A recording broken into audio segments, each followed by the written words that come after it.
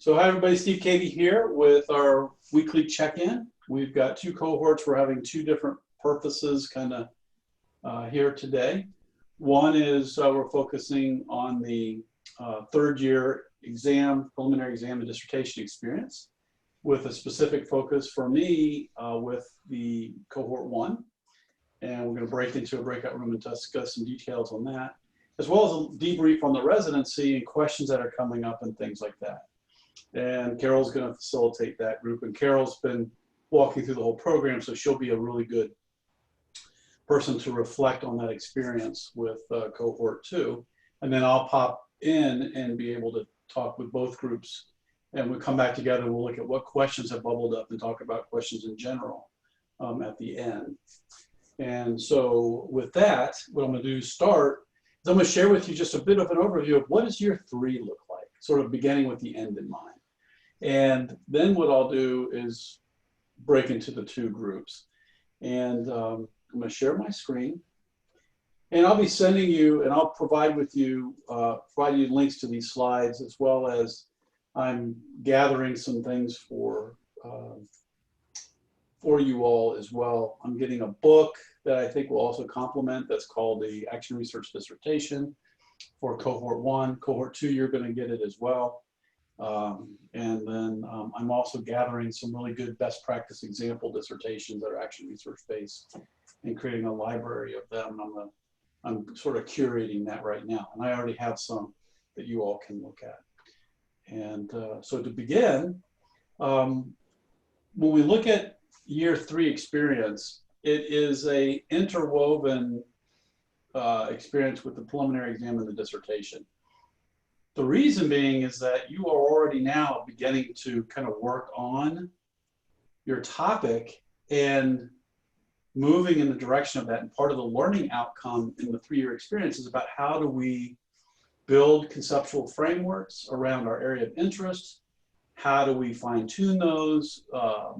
How do we create content around them? How do we share that content? How do we focus them? How do we look at sort of an agenda? A research agenda is what it's oftentimes called, because it's kind of like a musician. You're not a one-hit wonder. You know, you don't do one song and you're done. When you become a thought leader, and as you build your thought leadership, it's about building a body of knowledge that you are sharing around your area of expertise. My metaphor for this is a pickup truck. If anybody's owned a pickup truck or a large vehicle, what's the number one thing your friends call upon you for? Anybody want to tell me? Moving or moving something? Moving. Yeah, right? So when you buy a pickup truck, you get called to help people move. When you begin to publish on your area of interest and you begin to build your professional brand around your area of thought leadership, you are building your pickup truck. And so if you design a pickup truck, people are going to call you to help them move. Whatever you build your brand around, you're going to be seen as someone to call for that particular brand, that particular vehicle, tool, application that you have developed yourself into. And so think of yourself as a transformer. What kind of vehicle are you going to be? Sports car, pickup truck, dump truck, bulldozer, whatever it might be. Think of Paw Patrol. Which one are you going to be, right? So if you, which of the pups are you going to be? Think of your thought leadership kind of like that. It's very practical, and it's in everything in the world. You know, you kind of think about, you think about evolutionary psychology to evolution to the, you look at all kinds of things, how ideas evolve, how tools evolve. They all have a use. And they all get identified with that, and they get labeled by that, and people know them as that, and they share them that way. So when we think of use of self, that's the same kind of thing. As you build your professional brand, you become known for that. And as you know, like Darius Rucker from Hootie and the Blowfish, if you know his story, he was doing, you know, that particular genre of music. He left his band and he's decided to go into country. And so, you know, he could probably switch and go into opera. He's that well trained. And so he could build in his research agenda and his professional thought leadership, and his thought leadership, he could build multiple identities over the course of his career. you can do the same. The thing is, you got to start somewhere. So in the program over 3 years, you're starting somewhere. Stay small. Stay with that.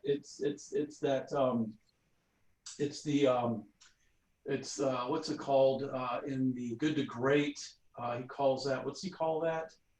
The fox. What's it called? Hedgehog concept, right? Thank you. The hedgehog concept versus the fox. You know, kind of like you need to be good at something, and that's the point that we're trying to make. You're tempted to be good at everything, but really the important thing is to be good at something, and then you build on that strength. You build out from that. Okay, so if Carol, if you can watch the chat, or if Thomas, if you can watch the chat, Robin, I'm not watching the chat, so please interject if there's something relevant, because I'm not watching the chat. I'm kind of focused here, so I appreciate it if you just monitor that for me. And so as we move into the dissertation, you're moving it substantively in the direction. However, most people will tell you in terms of a dissertation, there is an operative phrase that is the most important piece of advice anybody's ever got given around a dissertation. Anybody want to take a guess what that is? A done dissertation is the best dissertation. You are right, right? So you're not creating the masterpiece that's going to put you on the map necessarily. Although I will say people like Juanita Brown, who did her dissertation on the World Cafe, wrote a book out of her dissertation, and that built the World Cafe methodology and got widely adopted. If you were to ask her about her dissertation, you might say, oh man, I don't know, it could have been so much better, or I could have done this, or I could have done that, or it grew it. But the kernel is there. Right now, the kernel is there right now with you in what you're doing, without a doubt. The kernel is there. When, Steve, you have to acknowledge, it would be interesting, we could get Juanita to talk to people. It took her 10 years. So you don't want to emulate Juanita. Right. Well, here's the thing. Everybody has their own path. The bottom line is, Kelly, what? A done dissertation is the best dissertation. You got it. So whenever that is, whenever you're ready to get it done, you get it done. And the operative word is you. So now, the thing is, when it's connected to your passion, we know Viktor Frankl said that people that survived war camps, they did this, his whole body of psychology came out of this when he was in there. He's a medical doctor in a Nazi war camp trying to help people survive and live. Some people died, some people survived. He said the one thing that told him that he knew a person was about ready to die was the people that gave away their cigarettes, because cigarettes was a huge commodity. And he said what he found was that regardless of physical health, regardless of how hurt, banged up, or whatever they were, he couldn't predict who would survive or who would die because of that, by their physicalness. He said he could figure out who was going to live or who was going to die based on having something worthwhile to live for. And when they had something named that they had that was worthwhile to live for, that gave them the strength to get through that. Similarly, if you have something that you're passionate about that's worthwhile to you, the work becomes joyful, and that's where professional joy comes from. It's training for the triathlon. It's training for the Super Bowl. It's not easy. It is joyful. And that's what this whole journey is that you all are on. You are separating yourselves from 99.9% of the people out there, because there's a very small percentage that actually, what, Kelly? The dissertation It's is their dissertation. The done dissertation, right? So there's a lot of people that there's a small percentage that do this work, doctorate work. And then nationally, 50% get done. Now, I will say, I am proud of BGSU on multiple levels. One of them is we literally have close to an 80% completion rate, and it's in the 70s to 80% when you look across, graduate degrees and undergraduate. But we have a high percentage of people finishing their dissertations at BGSU. And then Anybody who gets to know you all, cohort 1, cohort 2, I've been talking to them, they will say that the community you all have built with each other is exceptional. It is thick, it is strong, and we all know that social support, primary and secondary social support, primary, family, immediate social support, secondary, the friends, your cohort, others, are huge predictors of stress and success in life. Interestingly enough, I don't know if you know this, you want to quit smoking? You know what's the best predictor of quitting smoking? It's secondary social support, not primary. It's not your immediate family that's going to get you to stop bad habits. It's your secondary social support group that's going to help you build healthy habits, success habits, and get rid of bad habits, unsuccessful habits. So your cohort is going to be a big key to your success in building your thought leadership habits and your skills for success and dealing with the stress of all of this work that comes with going after what you're passionate about as the 0.0001% of people in the world that actually go for a doctorate, and then half of that group that actually finishes it. So you are a unique, select, special group of people that have put on a mantle of doing something important. And we are focused on the skills for you to build thought leadership around what you care about. So you build a brand and become that transformer or that pup in the Paw Patrol called upon to help the world with your special skills.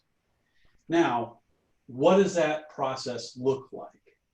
It's the third year. As I mentioned, it begins now as you begin building the foundational skills to get there.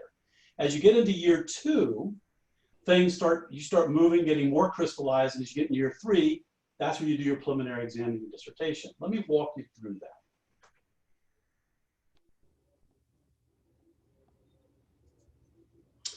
The purpose of the dissertation and preliminary exam, or preliminary exam and dissertation, is for you to demonstrate integrative thinking and application skills in your area of interest as a scholar practitioner, moving into your thought leadership. There's 2 steps, 2 deliverables: pass your preliminary exam, successfully defend your dissertation. Those are the 2 steps. Timing. What does it look like? In year 2, you want to identify a dissertation chair. Dissertation chair is a person from the university that has the Research 1 status, and I have that list, and you're getting to know them. All the faculty that teach in the program have that status and are eligible and meet that requirement. In addition to other faculty, almost all the faculty in the Department of Management meet that requirement, if not all, as well as in other departments and programs and colleges at the university. There are a lot of people, and there's a lot of people that really loved meeting cohort 1. We were able to have a meeting. We're going to create that in the spring, more of an integrated meeting in person with faculty when we get to be in person. So you're going to get exposure to a whole bunch. And we also have a list of faculty that we call professional clinical faculty community. You got a lot of people to pick from, and it's a proactive process on your part by finding people who have similar interests, and you reach out to them and you ask them to be your chair. That's number 1.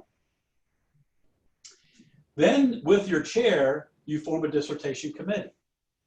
That is 2 people plus an observer that's assigned from the graduate college to be a participant observer on the committee who does sign and approve, but they play a lesser role. You have your chair, 2 people, and your chair, 2 people, and a participant observer who is a formal member of the committee. Now, you can pick someone who meets the research requirements. I believe it's research level 2, and I'll give you those. That means that they've published 1 article a year in peer-reviewed journals, and they've submitted their vita to the graduate college, and they look at it and say, yeah, you meet that requirement, and they check it off. It's a very straightforward process, but essentially it boils down to publishing approximately 1 peer-reviewed journal article a year is what makes that requirement. Second is that they have a doctorate, PhD, or doctorate, and terminal degree, basically. And those are, it's really pretty straightforward. There's other technicalities in there I can share with you, but that's the general, what you need to know for right now. Your chair helps to guide that process, because your chair is the one who needs to approve of the committee and really say yes. You can submit or suggest people. You might have a colleague, someone you worked with, a mentor at another place in the world who meets the basic requirements for research, and you get them approved, get them the status with the university, and they can serve on the committee even though they're outside. So you can bring someone in, which is nice to do, okay? So now you've got these 4 people on your committee, and you do that in year 2. Then you come into year 3, which includes the summer, you're easing into it. Your committee will put together a preliminary exam, and you take the preliminary exam in the first 7 weeks. You'll have a writing residency intensive weekend focused on you working on that. So if you need to block out time and write it and get it all done, you'll be able to have a weekend focus. It's not all you're focused on is having the support from writing, research, a facilitator, and other support you need to get your preliminary exam written. And you have 7 weeks within which to do it, and a writing weekend within which to come together and support each other in getting it done. So we're still building on this community model in terms of doing that. So you get your first 7 weeks. The second 7 weeks is where you defend your proposal. And dissertation proposals are an outline of what you're about to do, your plan of action. It's your dissertation plan. Your chair, again, works with you through that process and guides you in creating that document. You will find that, I'll go into details on these things in just a second. Then in the winter, there's the International Study Tour. And so winter session, we celebrate a lot of good work, 2.5 years, and we get to go and really explore some cool things in Europe. And my dream is also to go to South Africa with the University of Cape Town one time, but right now we're looking solely at going to Europe. Then after the tour in the winter session, you work on your dissertation and you submit your document, your dissertation, and that happens in the spring. You're working on your document in the spring, 2 7-week sessions.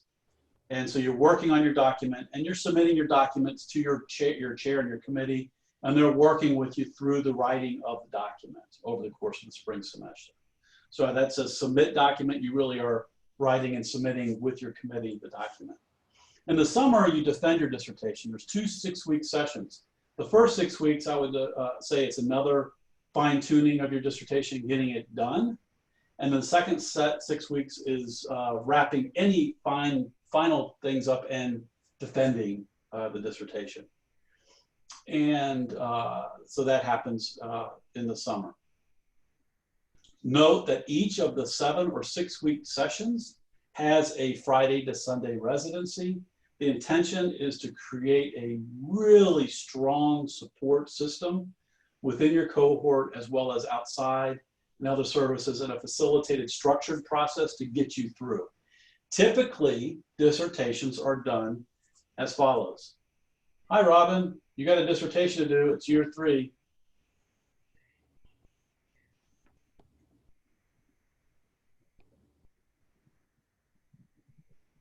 That's it. And then you go figure it out. You read stuff online, you try to track down some information, you ask a faculty, please talk to me because I don't know what I'm supposed to. So we're really working on providing you with a lot of enabling structures. And when I say the enabling structures, as you know, from liberating structures and from Montessori and other types of learning theory, an enabling structure gives you enough structure and steps and so forth for you to demystify and the experience, lower your stress level, get you focused on the learning, and for you to then be creative within that structure and to create your own expression. So we are doing that differently with trying to map it out and give you more, use these residencies and other types of support processes to take you through an experience. My goal is that we, as we all have, 100% graduation. Okay, that's our goal. 100% graduation. We'll do it. And graduation that you are proud of. You're proud of what you did. Okay. We talk about the first paper in the first semester being a paper that you're proud of your effort, embarrassed by what you submit, or your TED Talk, proud of your effort, embarrassed by what you said, you know, in your TED Talk. As you move to your dissertation, this is something that you're proud of your effort and proud of what you created, knowing that it has always lots of room for improvement, but by then you're used to that. You understand nothing's perfect, but you are now having a skill set that will feed you and serve you for a lifetime. So the preliminary exam, this is all a proposal. This is not finalized, but this will give you an idea of what we're talking about this year, because we're actually formalizing the process of the preliminary exam. But essentially, this is what it could look like and is likely to be very similar to this. Your deliverable is to your committee. It's one take-home exam, 10 questions, plus one recorded presentation summarizing your answer to the questions, likely in a half hour. So it's like a half-hour executive summary answering the 10 questions, plus a document that is your answer of the 10 questions. That is what you would submit. And then what could happen is you get a pass or a request for a live meeting where you would answer a series of questions, and then a pass or a not pass. And that doesn't mean that you fail out of the program. That means you have a do-over and you get feedback and you do it again. I will tell you that I had to do that when I went through. I had to take my preliminary exam twice. And actually, while I didn't agree with why, we could talk about that at another time. I will say that I take every challenge like that and turn it into a plus. I learned so much because I just took everything and went even further. So imagine that you have 10 questions. This is an example. It's not perfect or it's not final, but something like 2 on the foundations in history, research and statistics, individual and group perspectives on ODNC, group and system perspectives, and then 2 on your topic. You would actually take your area of specialty, create 5 questions, submit it to your committee, and they select 2, and you get 2 of them, and that would be your 10. The dissertation, deliverable to your committee, you have a proposal, which is your plan of action. If you, what you do is you provide a written proposal with a recorded presentation, probably again, 30-minute presentation with a written document. The committee would review those things and then meet with you live. Then we move to a dissertation, which you would have a written and a recorded presentation again.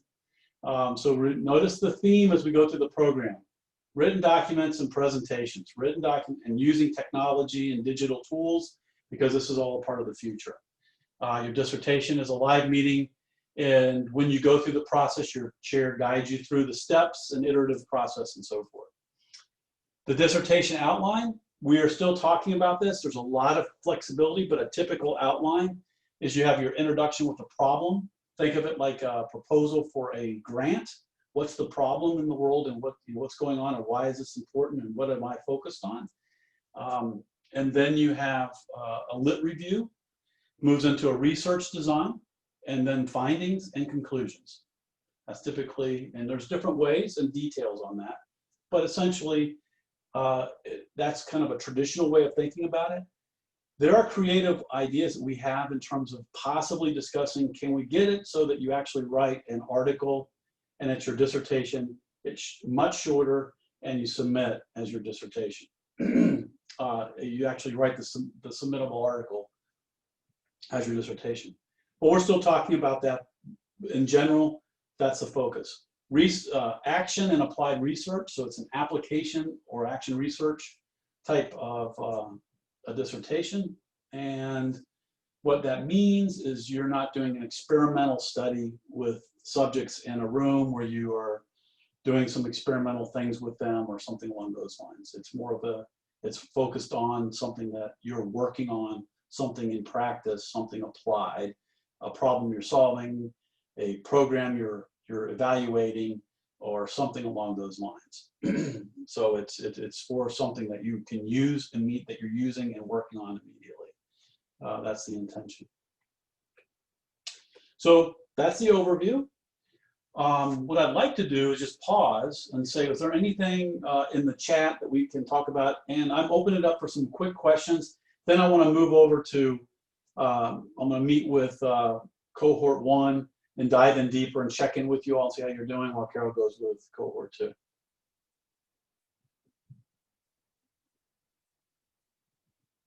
Okay. Chuck has 2 questions. Do you have to wait until year 2 to identify your dissertation chair?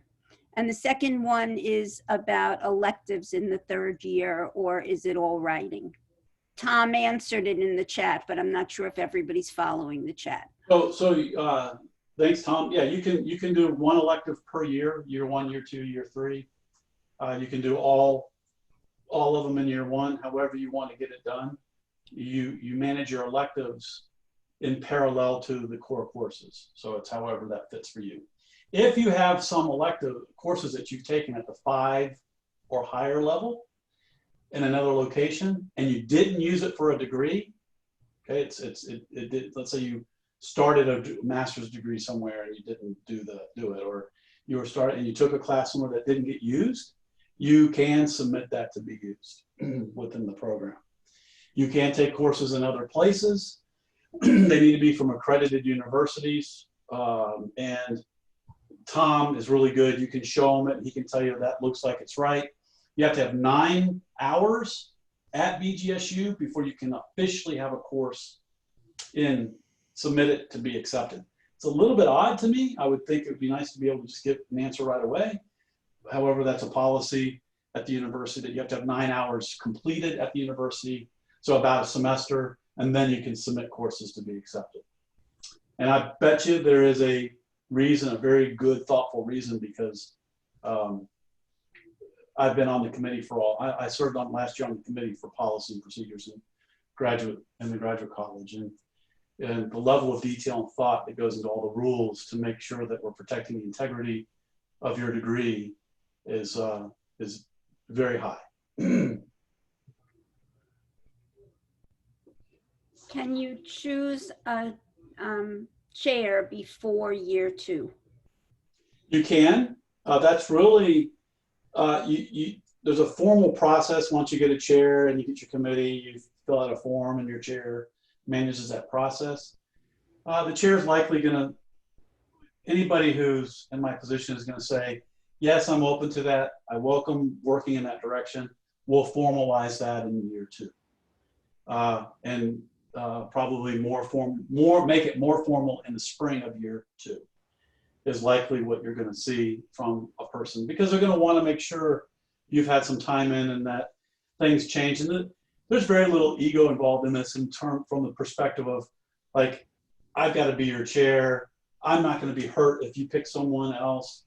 There's all kinds of reasons. We're all in this together. So it really needs to be a mutually kind of like, yeah, I think this makes sense for us to work together. And there's all kinds of reasons why you work with somebody.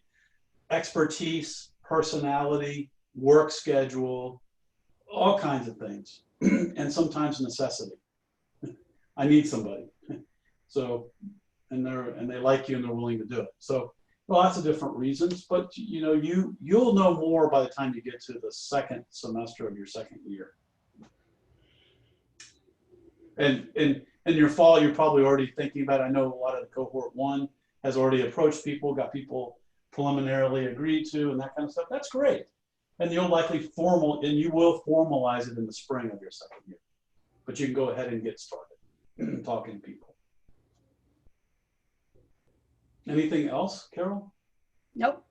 And Okay. Tom answered many in the chat, so I suggest you. Okay, that's great. So I'm looking here. So I don't I'm trying to figure out how my, so I got a few people showed up after I got started that I don't have showing up to let me put you in a room. Let me see. So I'm going to open rooms. You all go ahead and go, and I'm going to manage getting everybody else there. Okay. So Carol, you're going to go to cohort 2 and do a bit of a debrief on the weekend. Help them with some of the questions. Okay. I want you all to know that she's been walking with cohort 1 through every class through their entire experience. She's a great resource to provide you coaching in terms of debriefing on the residency and also anything that you may have. So it'll be great to talk with her, and she's wanted quality time with you. I'll be around to make sure I answer any questions as we look at our class 7001. So I will not leave you hanging at all. You'll have what you need today. And then for cohort 1, I'm looking forward to checking in with y'all. It seems like forever since I've had a chance to really have a nice chat with you. So I'm looking forward to seeing you. So I'm going to open the rooms, head on over, and I'll get everybody assigned that was unassigned. Okay, there we go. All right. Please record the breakout in one. I'm recording right now. So it'll record wherever I go. Great. Thank you.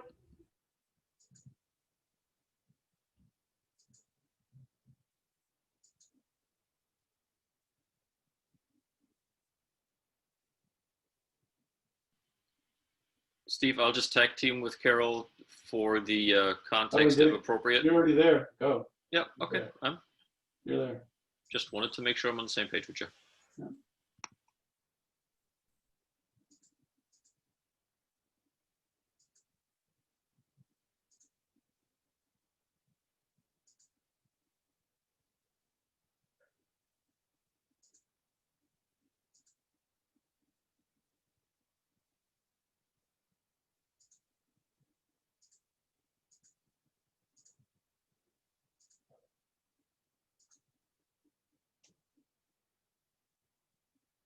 Let's see. I'll take Tom over here with me. Okay. So I have everybody there. You should have a link on where to go.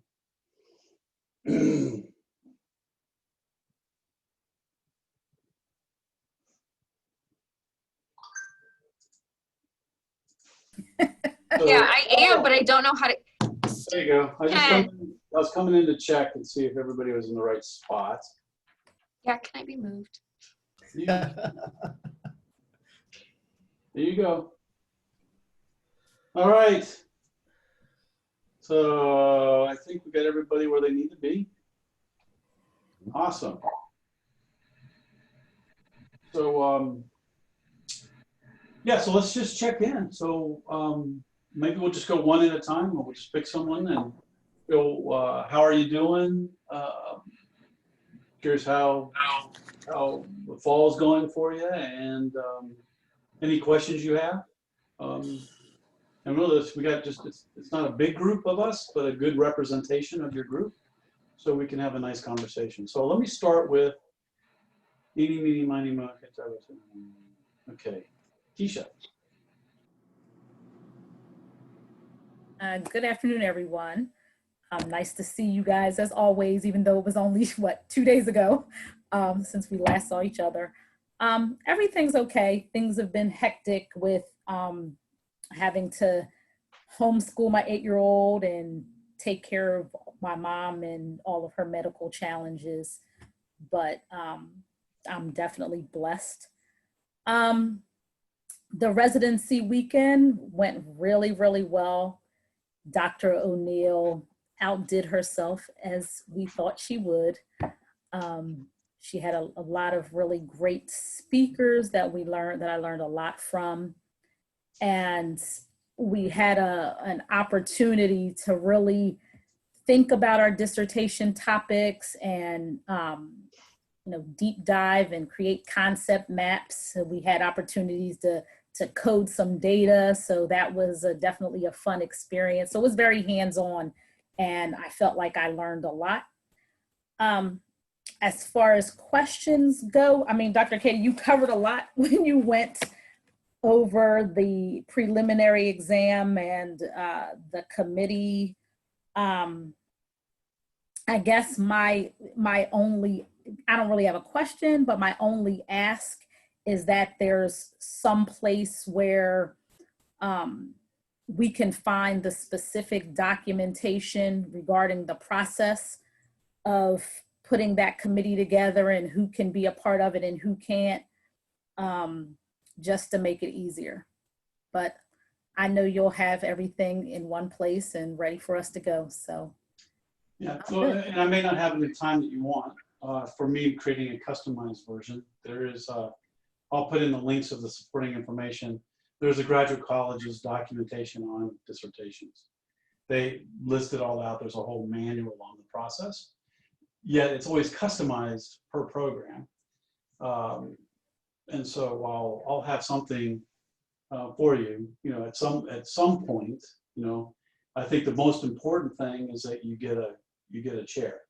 I mean, that's, you don't have to, I mean, it's not the chair walks you through the process of making sure you have the right committee. Okay. No, actually, I do have a question now that I think about it. Can you talk about, and you know, as much as you can share, because during the course of the residency, what was brought up was something in reference to an interdisciplinary PhD. What about that? So it was just brought up in our session, but none of us, you know, seemed like only one person knew about it. Nobody else seemed to know about it. So I didn't know if you could provide us with any additional insight. I'll give you the documentation from the university. The university offers people can do an interdisciplinary PhD, and they can submit for that. They have to have a home base somewhere. It becomes a 4 to 6 year process, and it's a research focused degree, and there's not a whole lot on it. The university has maybe 1 to 2 people a year that get into it. I think in your cohort, Diane is, in her mind, wants a PhD. The purposes of it are the same as a doctorate for her. And so she wants to do that, and she's willing to take the extra time. And I would say it's probably for someone who wants to take longer or who wants to get in a tenure track research position somewhere. Thank you. Do you want me to pick somebody else? No, it's just open. It's open. So okay. Whoever wants to go next, just, you know, how are you doing and what's the question you bring? Hey, can we get a list of eligible chairs? I have no idea what's required of that. I mean, I don't know who's allowed to. I know Dr. Brockey's not. I don't know. I know Dr. O'Neill is. So can we get a list of? So Dr. Brockey is now. Oh, okay. So she is. And I don't have a list, but I did create the list that you have when we first met. That's it's a faculty at the university. So that's that list of professional clinical faculty. And I have a list of BGSU faculty, and it's growing, but I don't have a definitive list other than that's the group of people that showed up to meet you during your first residency.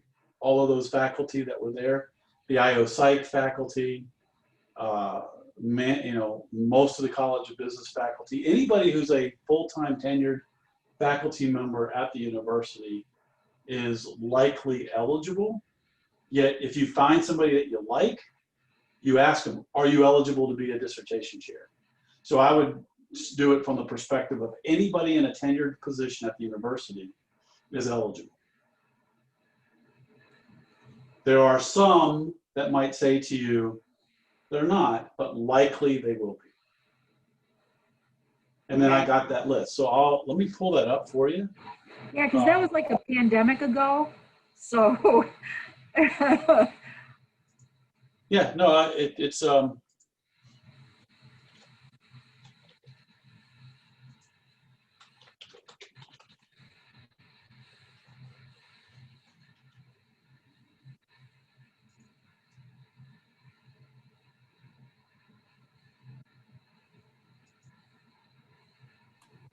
Hey, Dr. Katie, Jen's Yeah. trying to get into the meeting room.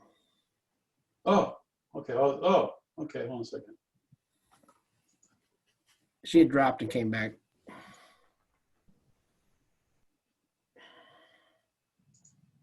Okay. Yeah, they're showing back up. I just looked over. I put them in there.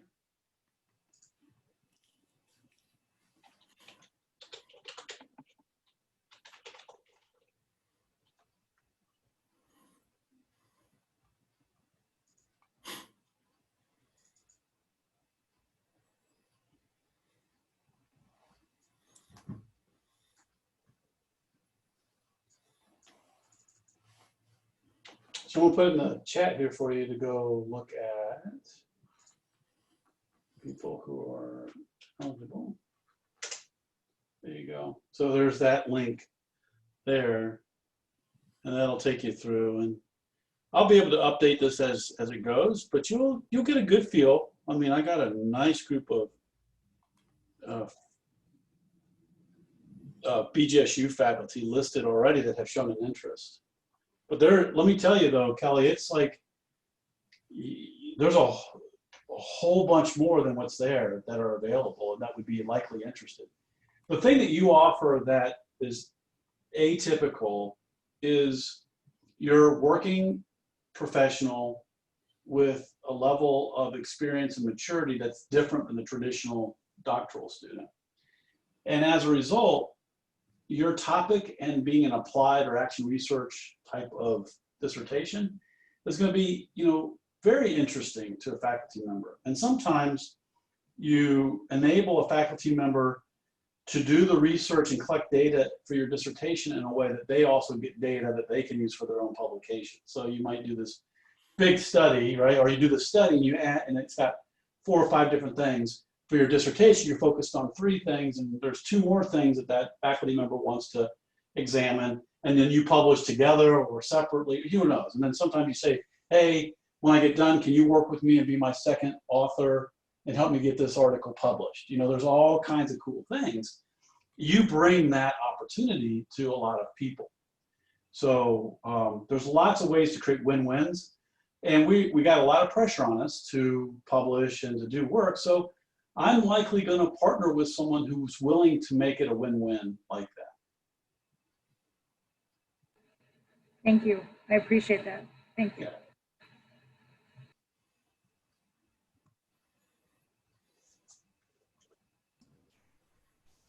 Yeah, thank you for the link, Dr. Katie, and thank you for also going over all this today. Fantastic. Great information, very detailed, and I think we can all agree on the tremendous support that's there and why the dissertation completion rates are so high. And hopefully our group will be 100%, which I that would be awesome. So I thank you for all that. That's awesome. Terrific. The great faculty and commitment. I looked over the list too, and I love the list of faculty members that are available, which is terrific. That link that you provided in the chat. So wonderful. Yeah. And that's just a beginning point. I think one of the things is cool. I mean, my intention is to give you the level of support that makes us world class, so that when people talk about our program, they talk about this is better than any Ivy League, any of the best. This is like the, unique world class program at a tier 1 research institution that is stepping out, in this field of OD&C and the behavioral sciences. With that, I think I'm creating a level of expectations for you that are a bit higher, not a bit higher, a lot higher than what any other program is offering. And so I think that's okay, totally okay, because I want to get there. To get to that level, it's going to take some time to build out all of these mechanisms and supporting documentations, and even the staff, getting the staff trained up to provide things, I mean, when I do weekends, like on your weekend, I was bringing my tablecloths from my house and making sure that the dining room was set up so that you had a first-class presentation of your lunches, right? But those are things that we now are building into the process. that we just do. We don't get catering to come in and they throw a bunch of stuff down on the table and you walk in and it's good food and you like it. I just want it to look first class, and I want that and all those details. But it takes time, and and you're doing great in terms of, kind of working with me. So keep asking the questions and keep making the suggestions, so that I can get it on my to-do list. I actually have Dale Monin, who's in the second year cohort. He's working as a GA for the program. I was able to, now that we're finally getting some of the fees in, because we didn't get any fees in up to now, we were operating and borrowing money to make the program work. I'm able to kind of make a case for that and start working on other types of services that I really want to provide. So he'll help with that. I do have a couple of requests. One, we need some more doilies in the bathrooms. And Do you need some more what? Those doilies that grandma used to knit or whatever they were. I'm just joking. Yeah, no. I was thinking of one of those sophisticated devices that they have in Europe. I forget what they call those. Sounds good. A bidet? Are you thinking about bidets? I didn't want to say it. I was just going to let somebody else say it. It's a fun word. It is.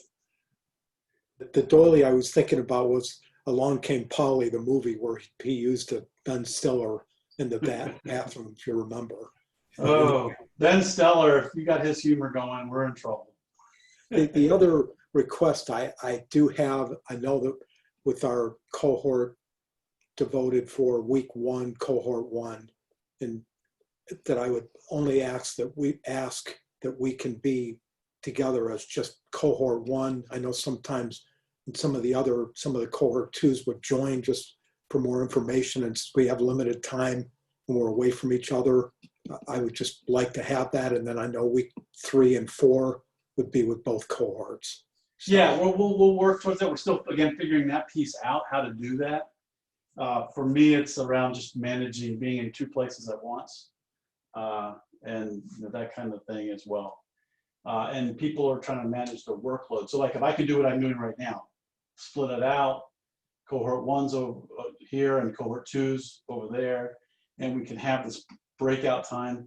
I've been able to work it into the 1 hour, the kind of the afternoon thing. If I can do that, I'm going to try that or other things like that too. yeah, I mean, I was just really, when it's week 1 for us, that should just be us. Same with week 2 for cohort 2. Not that I don't want them joining, but I just think we have limited time. Yeah, that's fine. And we may have to evolve to where I actually be explicit about that, because I've said, look, if you're in trouble or if you need something, come noon, right? But I may just go and say more explicitly, well, we're learning as we go. Hey, we need to really have a blocked out week 1 is week 1, and do that. And it makes sense to me, But my point, and I was even thinking like today was week 1, but it's not. It's still week 5. Well, it's actually 5, I think. So yeah, no, that's a good, Thomas. I support that. Well, thank you. Hey, Dr. Katie, how are you? It's good to see you. It's Good. good to see all of you guys, actually. Well, Tom, thank you for putting that out there, and Tisha for both of your questions, because both of them were two concerns, not concerns, but 2 things that crossed my mind too. I really appreciate the info that you gave us today about kind of what we should expect and how to begin shaping our experience through this year and through next year. So very valuable. My quick question, and I think you even covered it, but so I have one of our speakers through one of Deb's classes. I'd like to reach out and ask if they'd be on my committee, and you said they just need to make sure that they publish once a year, right? They have to be a PhD and they have to be have published at least once per year, and that helps them to meet that criteria. No, that doesn't help them meet it. That's like the core criteria is that they're publishing regularly on a yearly basis. And I would talk to your chair before you do anything.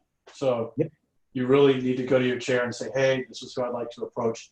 They will typically do some vetting of that for you and then they might say, go ahead and talk to him or her. Go ahead and approach them and so forth. I support you in doing that. And then you can go make the invitation and you'll go and say, hey, and they'll say, who's your chair? Okay, have you talked to your chair? They'll say, hey, and then, that kind of thing. And you say, yes, I did, and so forth. So it's a little bit of that kind of courting process, Okay. And then there's an additional fourth. So we'll have a chair that we select, 2 additional members of the committee that we select, and then 1 that's selected by the university, right? Correct. Yep. 4 in total. Okay. Yep. Perfect. Thank you. The nice thing is you don't have to figure out who the 4th one is. It's done for you.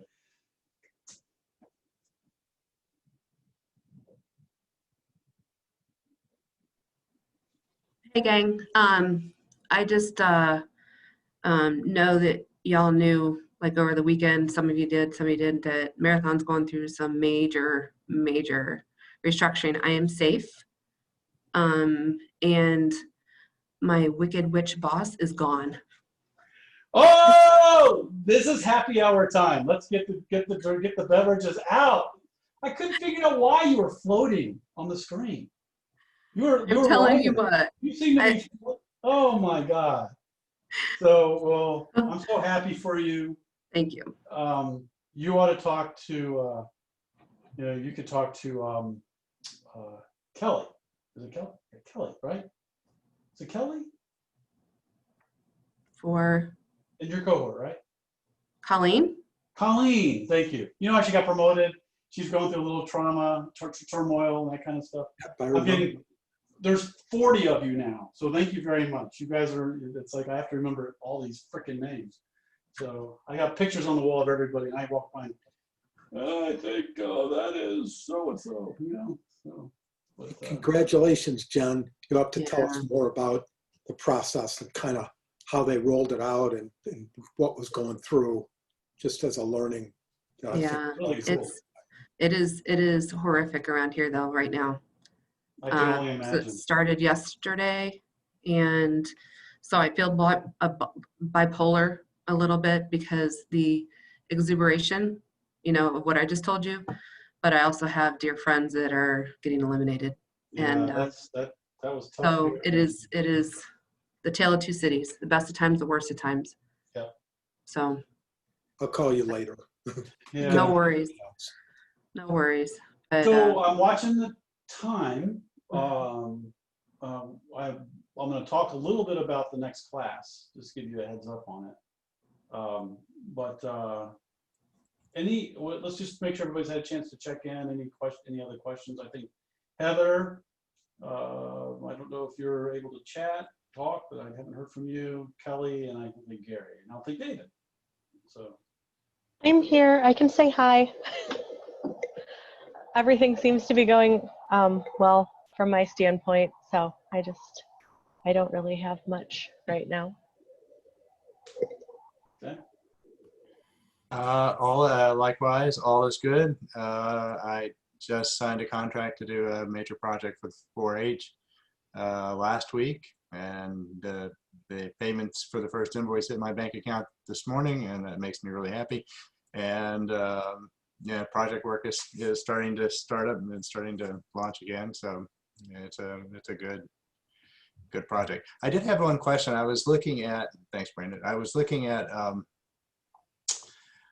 the schedule of courses, and I noticed that we were to have had 7 courses in year 1 with 21 hours, and we were missing a course. So I was wondering about where are we going to make that up in this cycle, or if you've even figured that out yet. Yeah, it's the decision-making class. It's the combined class. You might remember I said we're going to hold this class off, move it to the spring, and combine you with the 2 because we couldn't charge exec fees, and I was having trouble making ends meet.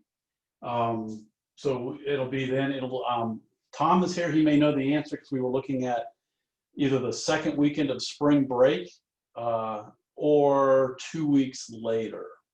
So I don't know, Tom, if you're listening in or if you're able to confirm any of that, but we're looking at that residency. The first residency is your first course is going to be Use of Self with Dave Jameson.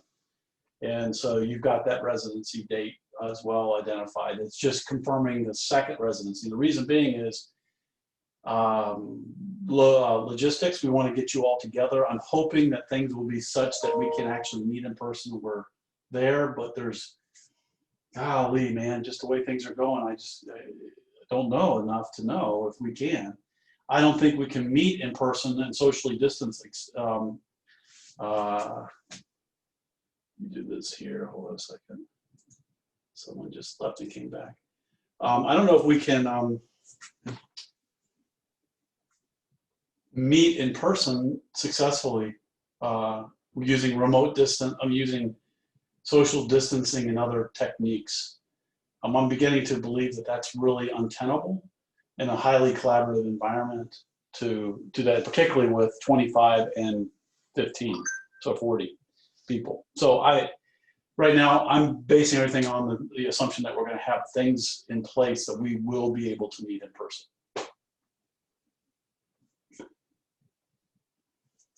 And it would be in the College of Business building.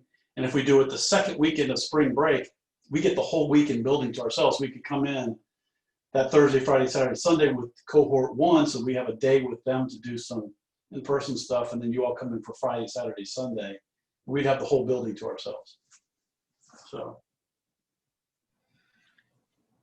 I did have a question. I forgot to say it because I was in such joy. I know we've kind of hit on it a couple times about elective, and there was the one opportunity that we had talked about that perhaps we could do to get our elective. I don't even remember what it was called. I apologize, but it's a human interaction lab or a TABI group. That's all on hold because of the pandemic. So there's that's just So we should just plan on maybe whenever now we're going to fit our third one in. Just go ahead and do it, and then if we can go through something like that, that would just be an addition. Yeah, I just want to. It might be outside of this. It might be just you. I personally recommend that you go once or twice a year to one of the types of labs at either NTL, Tavistock, Gestalt as a starting point. I would encourage you to do one workshop a year to at least one every 2 years on personal growth and development with one of those 3 organizations. Okay. I just wondered because I was starting to think about when I'm going to put my third elective in, and I was kind of holding off for that experience, but that's why I wanted to touch base since we were talking about year 3.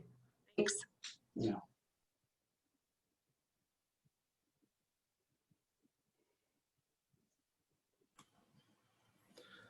I don't think I've talked yet, so I'll go. I think everything's been going well. Semester's going good so far. Good. It was a good residency weekend, I think. I enjoyed it. Got to spend a lot of time working with Brandon. We hadn't got to team up on much. We had such a good time. We met again on Monday, so we were keeping it going. So no, everything's good. At some point, I know you're very busy right now, Dr. Katie, but at some point, I do want to just touch base with you one-on-one. We haven't talked in a long time, and I just have some ideas of about my particular dissertation and direction and that. I just want to bounce a couple ideas off of you. So yeah, I welcome that. Yeah, you just send me a note, let me know. And it is tough. I'm teaching 5 classes a semester, which is 3 more than I normally teach. And that's you know, some people teach a lot of classes, but I have just a lot of other responsibilities that are making it clunky, a little clunky. It's just kind of like it takes longer to get things done. I can't predict my my workflow as well right now. So Yeah, I'll hold off until we get to the second half of the semester when we have you already and you're not trying to teach cohort 2 and stuff. So it's not urgent, but just wanted to. Yeah. And I'm gonna see you all for the second, the second half residency. We'll be getting reconnected in that way. Yeah, so I'm happy to just reach out, and I look forward to chatting with you. Kelly, the 3 organizations have different kinds of workshops. That's a starting point, and then I think you can find a lot of other credible ones from there and from the people that are affiliated with these 3 organizations. But NTL, National Training Laboratories, Gestalt Institute, and the Tavistock Institute. And those are 3 good places to start with, and then you can grow from there. Meg Wheatley is doing one that she does. So I look at Meg Wheatley. She's doing one that people really enjoy. She does one too. And the Taos, Taos Institute with Diana Whitney. She also does some stuff. I'd say that those are worth looking at as well.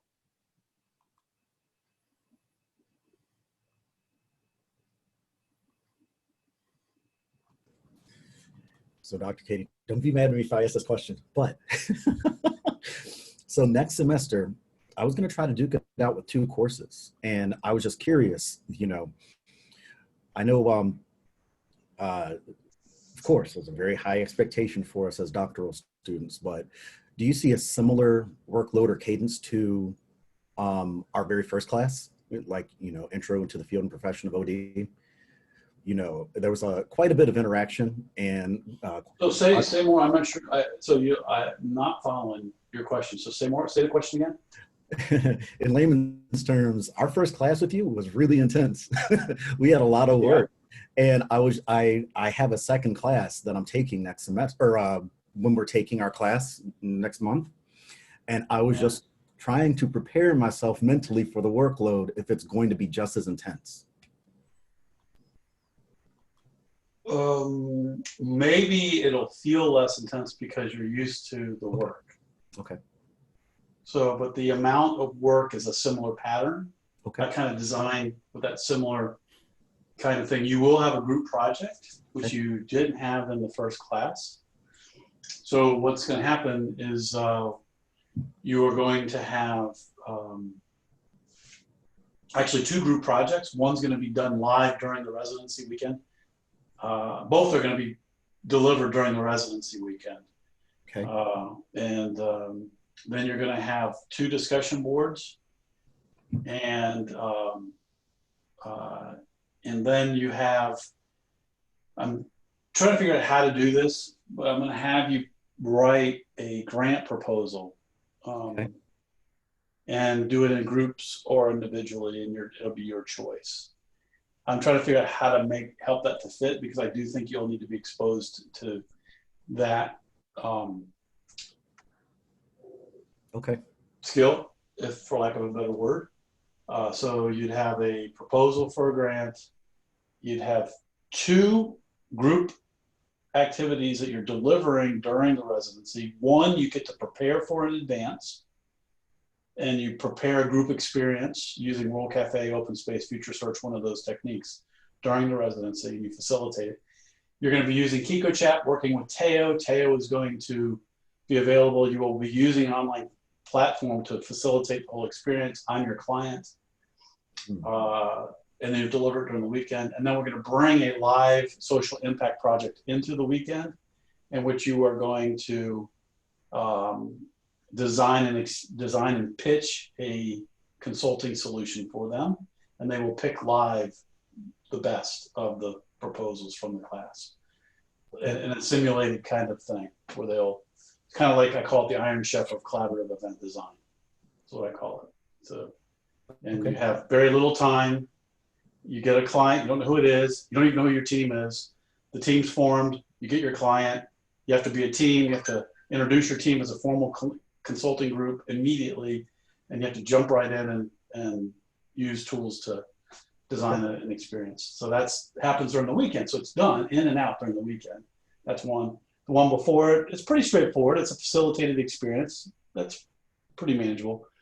You have a discussion board, but there's an intense part to it because you're going to do a basically a patterning assignment. And I think I'm going to build it into the discussion board. And it's very involved. It used to be a separate paper, but I think I'm going to build it into the discussion board.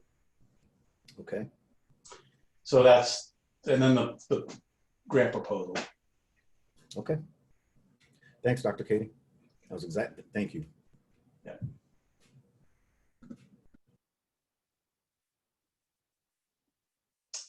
So anything else, you all? Hey, Tom, did you know the date, Tom, by chance? Did that get formalized, a date for the residency, the one that we're looking at? Did we get enough information yet to know availability of facilities? He put it in the chat. He said he's got to check with Janet because of availability Okay, so of dates and locations. I He didn't put see it in the that. chat. Okay. Yep. All right. Nope, that's okay. All right, good. So if we're done, I think I'll see you all next week and we'll have a more focused conversation. You can have, more questions then. Is that cool? Okay. Yes, that's great. Yeah. Thomas is talking, but he's on mute. I was hitting my space bar and it didn't work. Normally it does. But the quick question I had is for our residency with you, is it still going to be virtual throughout the semester, or are we actually going to try to in December meet? It's going to be virtual. Yeah, okay. For sure. Yeah, for sure. But we will use the whole time. And what's cool is it'll be like Deb's class with a high level of using collaborative tools and processes. Okay. And you all will be facilitating these experiences focused on our deliverables for the class. I'll explain more of that when we kind of get started. All right. Well, I'll see you all next week. Follow up with me if you have anything individually you need. I'm going to go check with the other group and see how cohort 2 is doing. They are doing great. Just so you know, their Hogan assessment, do you know that their scores were almost exactly the same as your scores as a cohort? Wow.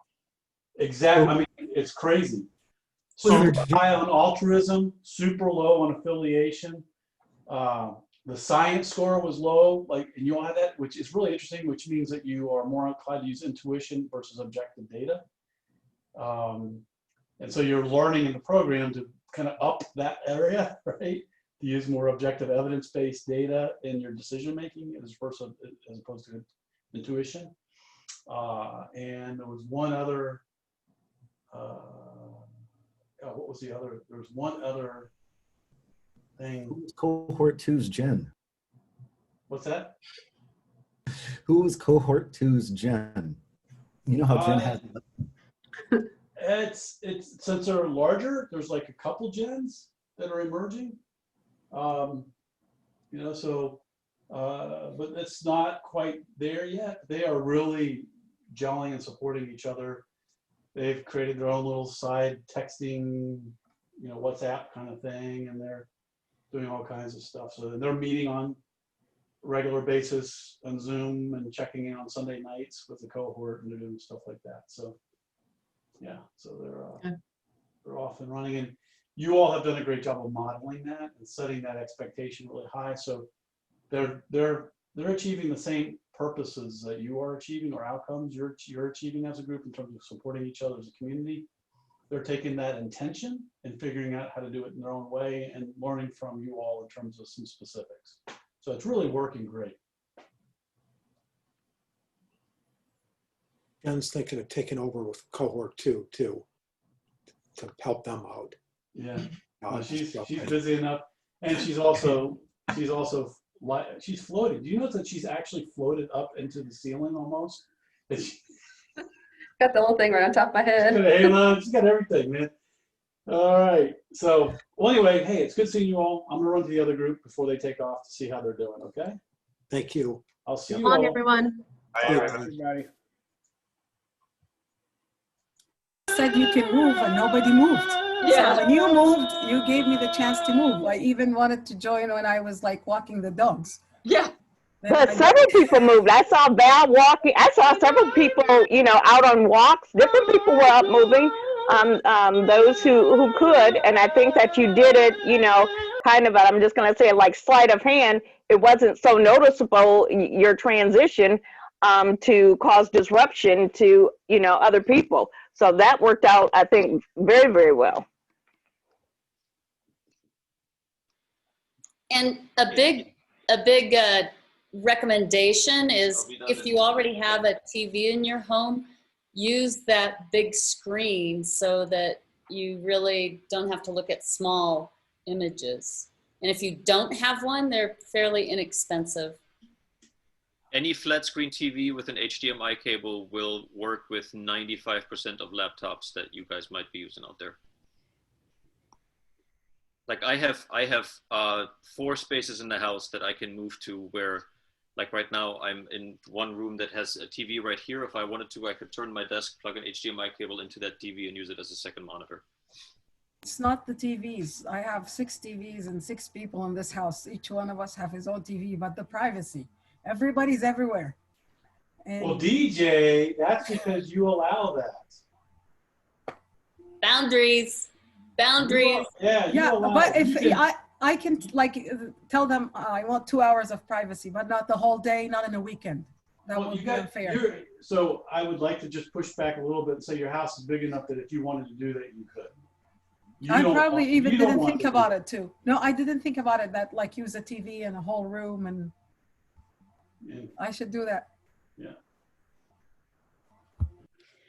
So Steve, Teo and I have a lot of logistical issues that came up. It doesn't seem to me like it's a good use of time. Most people have left, but if you want to tell Steve and he wants to stay, you can repeat them. Otherwise, Teo and I will bring your message back. I think the greater use of Steve's time right now would be the question about the assignment, and then we could take that back. Agreed. If anybody has So a what's the question? well-formed. So Robin, what's the question? I'm trying to form it. I can't remember which number it is on the discussion board, number 2, but it's about the research question. Number 4. Yeah, number 4. Can you take that, Jen? Do you have that? I think there was question, should the research question be based on the article we're submitting to you or on our dissertation topic? Is that correct?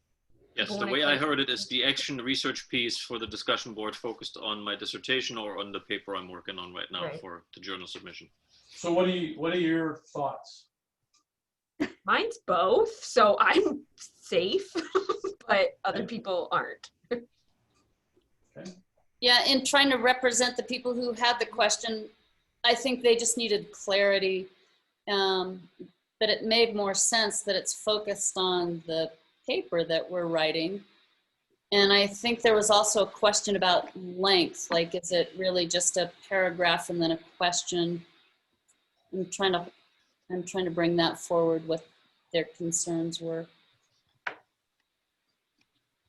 Okay. Well, it's very easy. First, it's take your best stab at answering the question and wrestle with that. Is it the dissertation? Is it my paper, or both? That's for you to figure out. You just need to bring a question and then the instructions, the second part, the instructions say what you need to give. So just do what that is, which is a paragraph and a question. And so there's nothing more to it. It's a paragraph and a question. The reason being is you have got to wrestle with this point that you're wrestling with right now, which is you're writing papers, you got a dissertation, how are you going to leverage your coursework to support you as you go towards your dissertation? Your papers are not your dissertation, and you want to leverage your paper and all your work in each of your classes to support you, right? The more you do that, the better time, the more amount of time you save. So that really is for you to decide how much.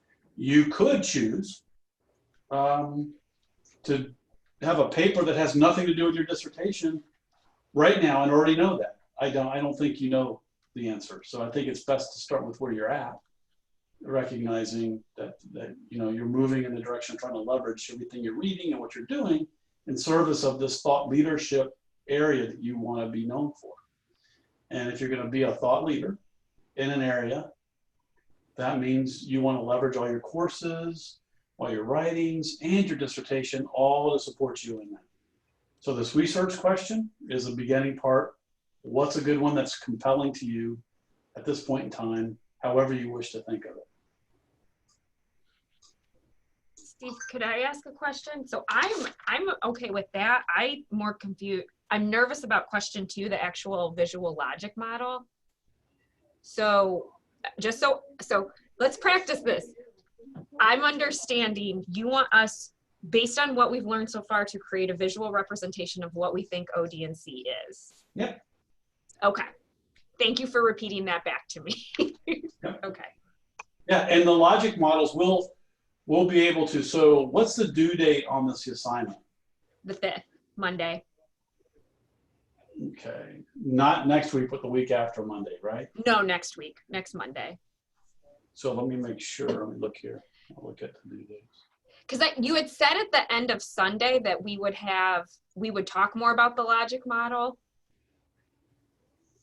Does everybody else have the 5th, or am I making that Yeah, up? yeah. Okay, And I thanks. want Because then our papers due the following Monday. So let me look here. I just want to double check one thing.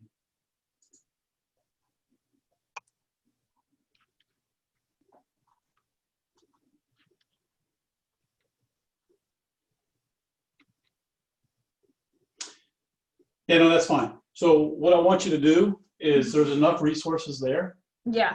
to get started and write what you think. Okay. You can't go wrong.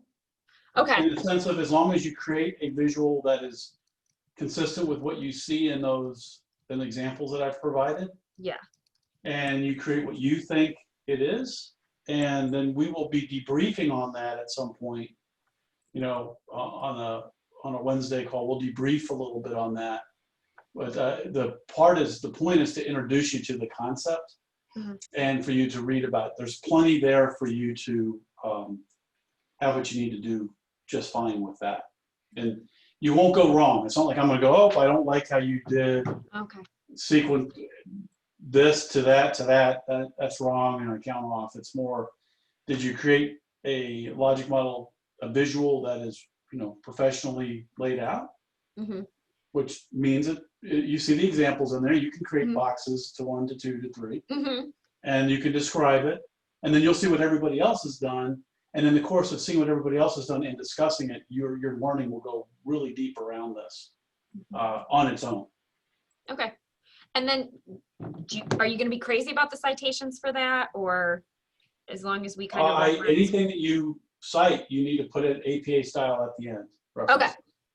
Thank Use you. the APA style, which is, you know, the parentheses with the author and year. Yeah, got it. Thank you. Yeah, that's good. Thanks, Jennifer, for Those are saying good it's questions. the 5th. I had on mind that it's on the 8th, like Thursday night, like last paper. We meet and then it's the next night, the next day at night. I'm glad she said it's the 5th because I was thinking of sending it on the 5th to BG for them to check it out. Yeah, but make sure, DJ, that you go in and look at the due dates on the schedule. No, I did. I don't know. I know it was the 5th. And I don't know my brand registered the 8th because of the Thursday. Okay. Well, just go back and look at what's due when and where so you don't get surprised. Because usually I work on 1 question a day, but now I have to go faster. Yeah, just do 3 a day and you'll be done tomorrow. I wish.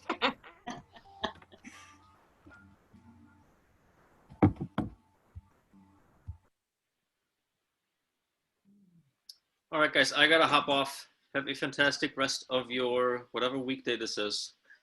Okay. Yeah, so do you all have what you need? Okay, cool. All right, just keep asking me questions in Canvas inbox if you have any questions. I'll be watching that. Next week, Wednesday, I'm likely going to have our class check-in will be at 1 o'clock Eastern. Reason being is that on the first Wednesday of the month is for cohort 1. They're getting to where they're asking to just have a solo conversation with me, and that when I do cohort 2, it's a solo conversation with you all.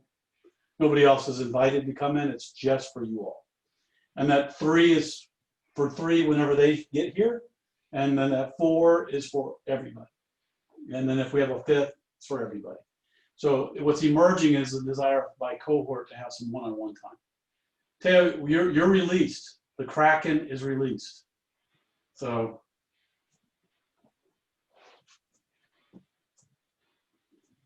yeah, and Carol is talking, but she's on mute, but that's okay if she wants to keep doing that. I just want to make sure that I'm clear, because I think they need to be clear. So you will have a meeting with cohort 2 next week. It'll just be an hour after the cohort 1 meeting? At 1 o'clock, I'll invite you all to come. I'll wrap up with cohort 1, have a complete conversation, and then starting at 1, just consider it like office hours. Like I'll pause and say, who needs me? And we'll just kind of check in. So you got me then. And then in terms of the questions on the discussion board, as you know, complete, professional, thoughtful says nothing about being right. You follow? So you got lots of room to put down what you think. It's just important that you do it professionally, with appropriate, writing, and the figures are done properly. You thoughtfully explain things, and that you're answering all the questions. You won't go wrong. And I really like on the logic model, I want you to get introduced to the concept, and the learning will take care of itself. If I gave you a lecture, I have to believe, and I do believe, once you're done with having done it yourself, submitted it, read each other's and get feedback, you'll be further along than if I gave you an hour lecture on it or whatever. You'll know it better than that. So Steve, one more clarification. On the second Wednesday of the month, the second cohort is at 12. Will you also have office hours for the first cohort at 1? That's what I'll do, because I'll be teaching them the second half of the semester. Yeah. So I'll do that. So I'll be having to do that. And as you can imagine, trying to make things efficient. It'll work better that way, creating some predictability and efficiency. It was easier when there was only 1 cohort. Yeah. Imagine when you have 3. Oh yeah. I think you all are going to be the largest cohort in the history of the program, because I think never again. Well, no, it's not this has been amazing. This is it makes me want to do it again based on the experience I'm having with this group. It's just, we'll debrief on it and just look at the dissertation process. Right. Really making sure there's enough faculty to support dissertations. That's the real issue. And the other issue is the TED Talks, like for example, or some of the when you do presentations and group work, it's just a lot, and it's harder to make that work real well. But we did really well with it. We made it work. It was awesome. So.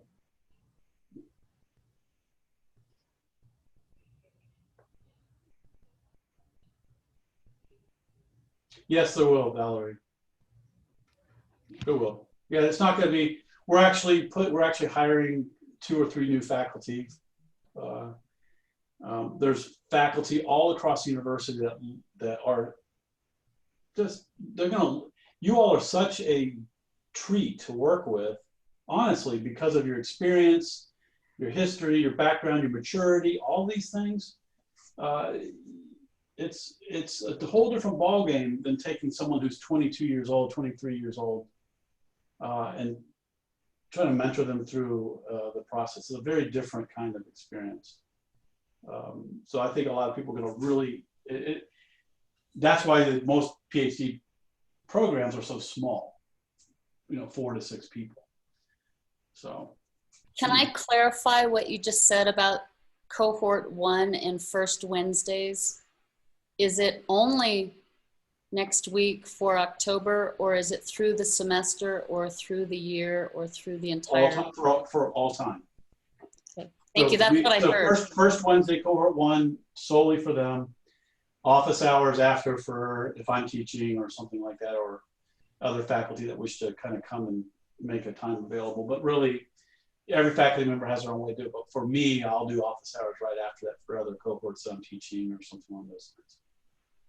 Then second Wednesday will always be for cohort 2. Third Wednesday will always be for cohort 3. And once we get cohort 4 will go in cohort 1 spot. Cohort 5 will go in cohort 2 spot. And cohort 6 will go in cohort 3 spot. As we go from there. Thank you. We're getting it communicated out to everybody on the group me. Cool. Okay. And there's questions and yeah, no, that's all good. Hearing it different. That's great. Carol, if you have a moment, I wanted to provide you with the feedback from the weekend, like you were asking. I was overwhelmed.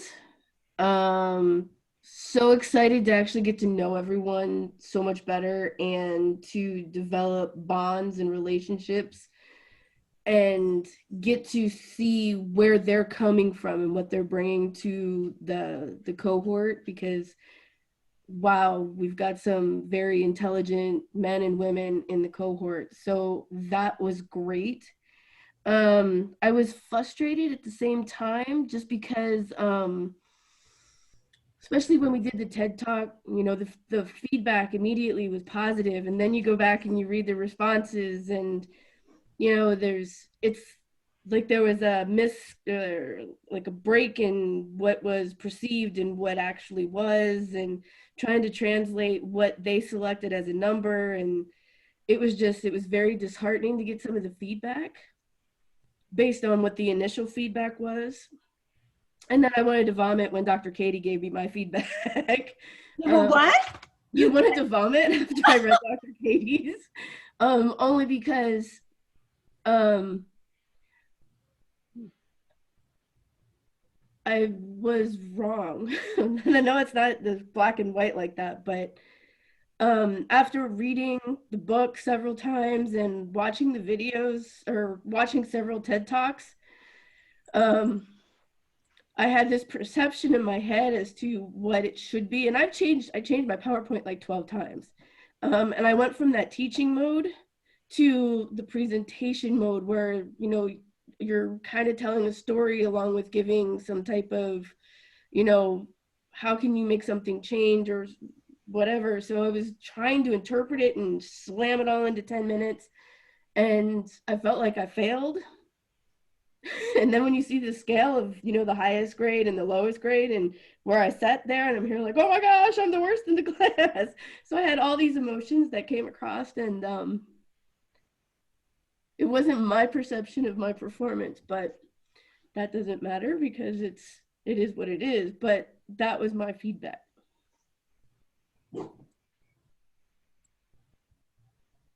So do you want to pretend that you're not here, Steve, or do you want to give the answer? Do you want to give a response? I don't know if there's a response. There's an answer. I think it's a part of the learning experience that you're having, Valerie. Where you're at, it's more about how the feedback is affecting you and how you're learning from that feedback. You'll hear every thought leader and everybody who publishes and produces a lot, they talk about thick skin.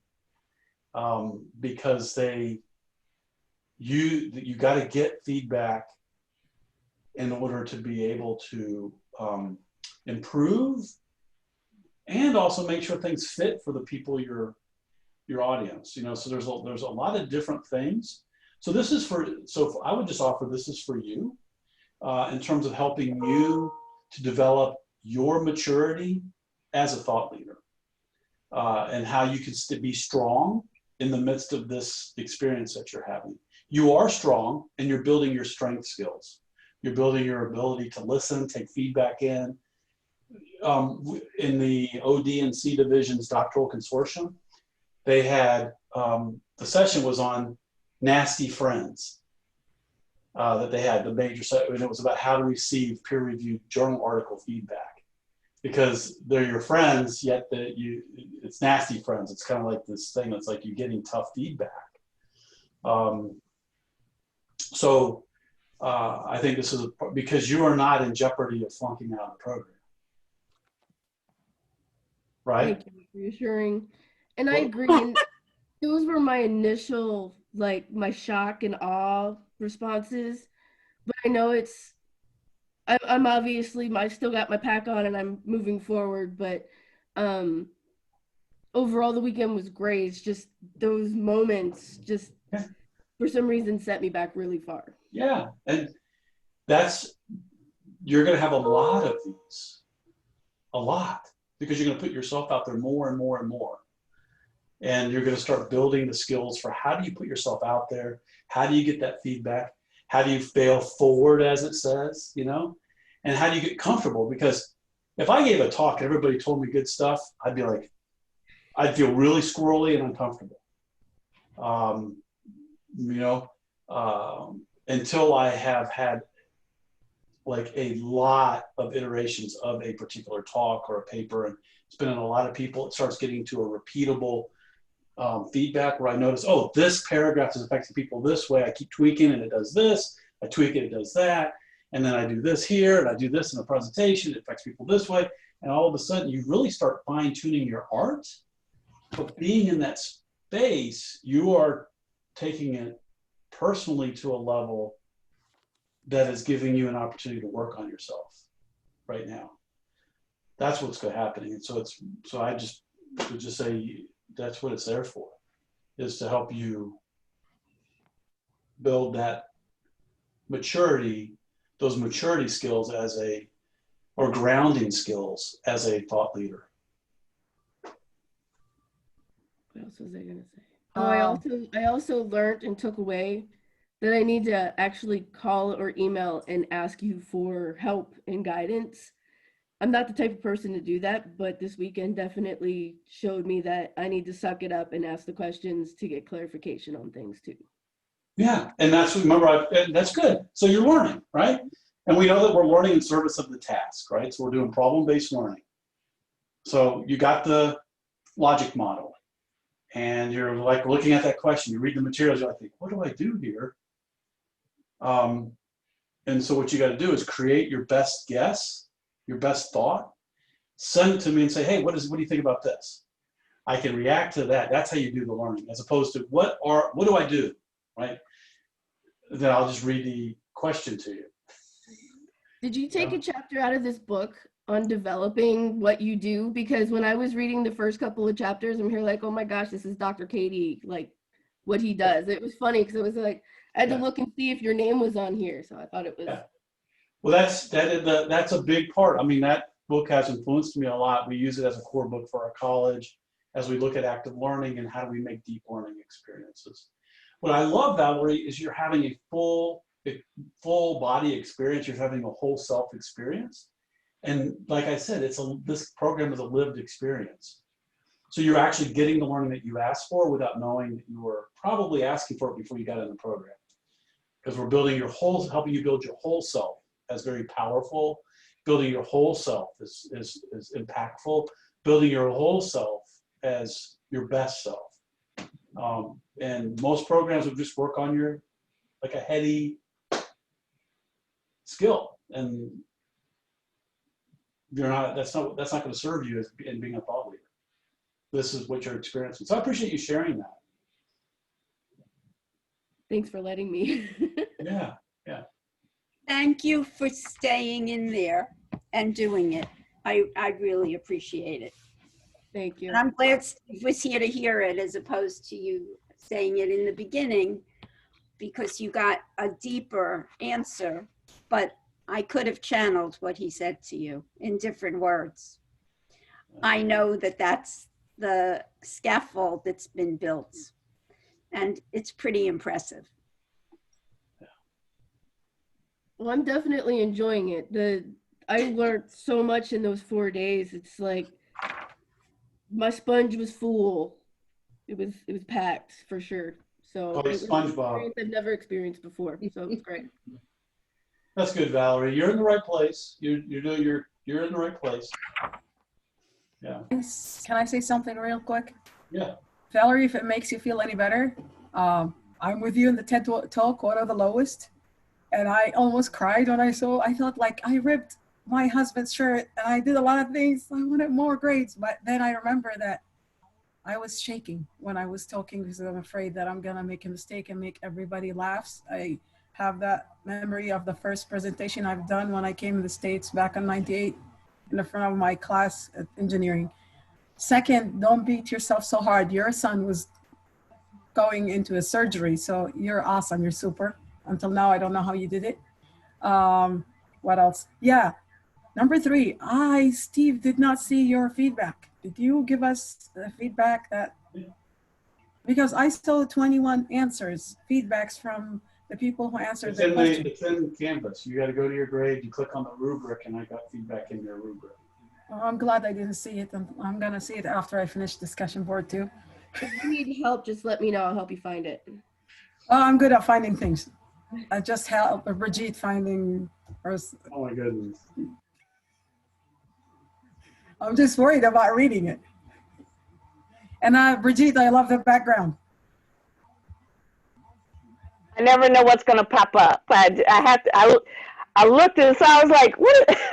Where There was is a that? different color earlier. It's you know, going from Zoom and WebEx. I just ride with it, whatever it is, it is. Yeah. I tried it before the TED Talk because when Steve had show us his, I thought maybe I can have my slides there. That's what I thought as well, DJ. But it was weird. It didn't. I mean, yeah, things would show, my bed would show, or a desk would show, or a chair would show, so it didn't work. And that's when they were talking about you had to have the green screen behind you. Mm-hmm. So yeah, that's that was when it. I understood what you meant when you said green screen. Thank you so much. Okay. So any other comments, questions, anything we could talk about that'd be helpful to you? For now, obviously there'll be more.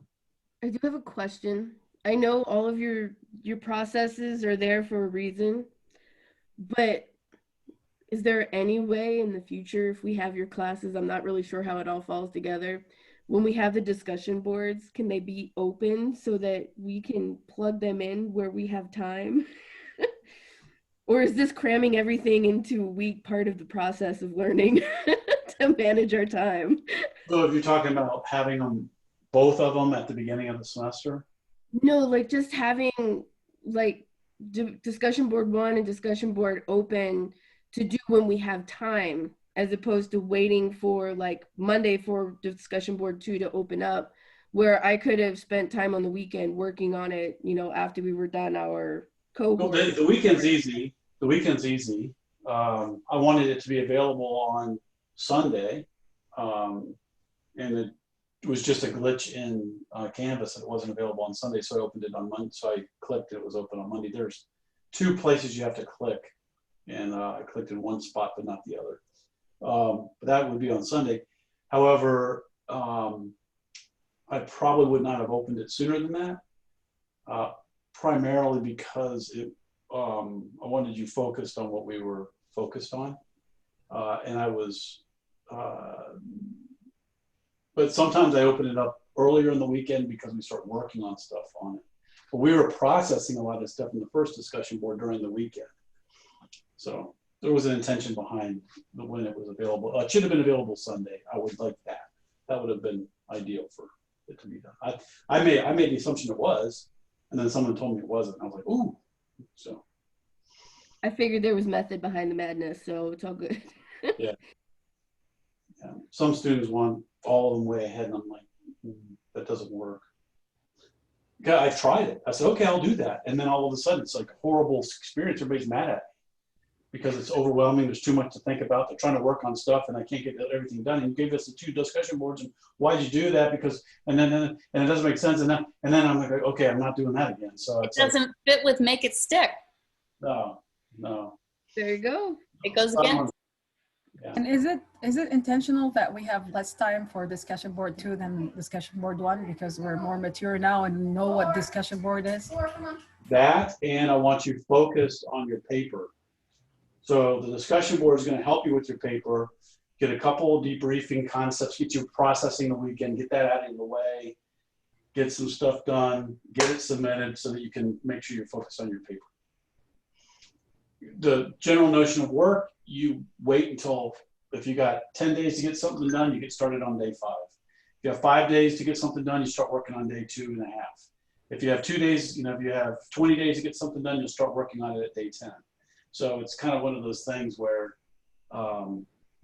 if I give you till Monday, you'll get started on it and you'll get it going. And then then you can move on your paper faster. Well, this time I was wise. I only gave myself 24 hours after those 4 days, and then I jumped into it last night. Yeah. And you will have a week break at the end, you know, to take a breath. You'll be able to look at the class, but you get a week in between the 2 classes to take a breath. Weekend, week, and another weekend. You'll get your class available to you in between, but the work is set up such that you can just take that week and just take a breath and so forth. And if it was in the regular school year, regular way we do the semesters, the winter session is almost too long of a break. But now it won't be. But the students have said, man, it was like, we were done December, we had the rest of December and all of January, and they were chomping at the bit to get into stuff to get going. So we were like trying to figure out things so that people could get back, if people like wanted to keep the momentum going. They had enough of a break. But for this year, it won't be because this university moved up. So you'll have a nice break, but not too much.